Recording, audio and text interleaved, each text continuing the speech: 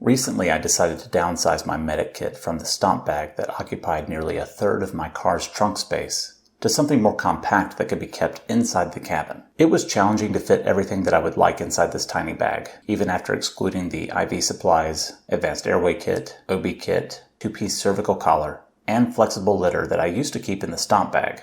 But while it's not as organized as well as I would like, I think I've achieved an acceptable balance between compact size and robust capability. Let's have a look. Of course, before we can assess and treat our patients, we need to gain access to them. For this, I pack a headlamp for locating patients that, for example, may have been ejected from a car, a Rescue Me tool for breaking side windows when car doors have been jammed, or for cutting seat belts when a buckle will not release, and a few basic lock bypass tools for accessing patients when they're unresponsive inside, for example, their homes. Once we access the patient, we need to be able to keep ourselves safe. For this, I pack 3 pairs of Nitrile Gloves, and while I appreciate the durability of these gloves, dark-colored gloves make identifying major bleeding during a blood sweep difficult in low light. For that reason, I'm going to be swapping these out for a lighter-colored alternative soon. I also carry 2 individually wrapped surgical masks and 1 N95 mask, as well as a magnetic signaling device to warn drivers if I'm working on the side of a road. For the assessment of both emergent and non-emergent complaints, I carry basic tools like an old stethoscope, an adult blood pressure cuff, a pulse oximeter, an oral thermometer with probe covers, a pen light with pupil gauge, an additional LED light that can be mounted with an integrated magnet or a pocket clip. I also carry a few admin items like a small notepad, ink pen, and Sharpie.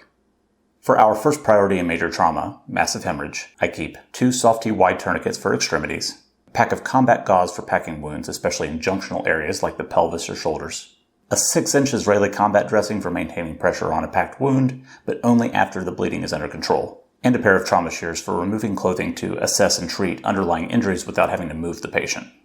I choose the SOFTT wide as the tourniquet for my bag because 1, its efficacy in controlling massive hemorrhage is well established in both military and civilian use, and 2, because I prefer its design when I'm applying a tourniquet to a patient. But for self-application, I keep a genuine North American Rescue cat tourniquet in the center console because the cinching mechanism is better for one-handed application. For the management of the airway, I pack a manual suction device, a full set of oropharyngeal airways, 1 28 French nasopharyngeal airway, 1 King airway in the most commonly used size, in addition to its 60 ml syringe, and a couple of unusual pieces of kit for such a small bag, a laryngoscope and McGill forceps. The decision to include these is admittedly less rational and more emotional. After losing a young patient whose airway was blocked by a foreign body, I just prefer to carry it even if I can't carry the full set of Mack & Miller blades that I would normally have. To either preserve or provide ventilation, I pack 2 vented hyphen chest seals for the prevention or treatment of pneumothorax, 1 decompression needle for the treatment of a tension pneumothorax, 1 compact bag valve mask, and a face shield as a backup. So since hypothermia can inhibit the formation of clots after a major trauma, I keep 2 Mylar blankets to preemptively warm patients that have sustained significant blood loss. Because the Mylar is fragile, it's good practice to insulate the patient from the floor or ground using items like jackets, book bags, and so on, and reserve the Mylar blanket for use on top of the patient.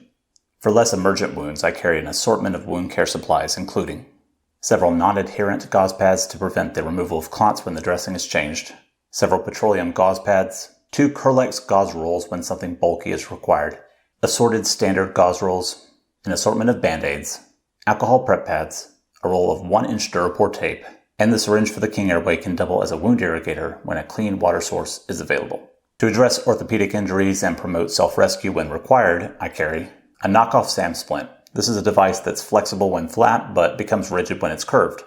I also carry 2 2-inch elastic bandages for splinting or supporting sprained joints, 2 triangle bandages for general bandaging or for slinging and swathing an arm, and a dedicated finger splint just because I happen to have one and it didn't take up much space. More to prevent rather than to treat impairments to mobility, I also keep some leukotape for the prevention of blisters, as well as a pad of moleskin. Finally, I need to be able to perform triage if there's a mass casualty incident, so I carry a admittedly messy set of triage ribbons that I can clip to my belt loop. With a quick tug, the ribbon rips away and I can tie it to the patient. Again, I realize that this is not a perfect setup, so I'm interested in your thoughts. What would you add? What would you remove? Let me know in the comments below.